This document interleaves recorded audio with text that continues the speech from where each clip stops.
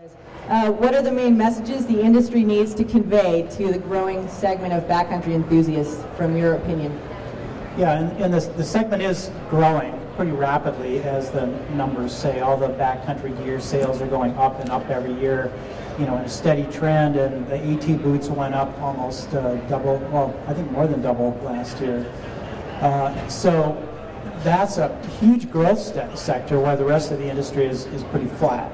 So we're seeing more and more people in the backcountry every year, and it seems like every year there's twice as many people out there, and it's just being loved to death. And it's everybody wants the same thing. They want powder, and they want solitude and peace and quiet as well, just to be in the backcountry. So all these folks are headed into the backcountry. There's a lot of new user groups that are going into the backcountry, and they're the main problems that the new kids on the block have to learn the hard way about avalanches. And so it's hard for us to educate a lot of these new user groups that are going into the backcountry.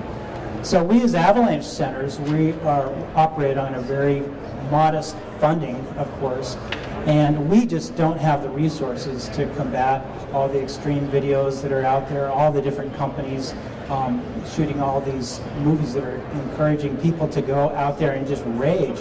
And those are the patterns that we're seeing, is that when we're at level 3 danger, orange, or considerable, you know, which means it's dangerous conditions, then people are just streaming into the backcountry and hucking themselves off of cliffs, going to the steep terrain. They're running their GoPro cameras and posting, and so and that's really inappropriate to choose that kind of terrain, the extreme terrain, in those sort of conditions. So people are mismatching terrain with the snowpack, and so it's very difficult for us to communicate that they just need to cool it during those times. And the time to go to the extreme terrain is when you have very, very stable snow. It's like base jumping, you know, one mistake and you're done. So with that extreme terrain, you have to choose extremely stable snowpack. So that's our job, is to try to communicate to the public what's the appropriate terrain they can go into in certain kind of conditions.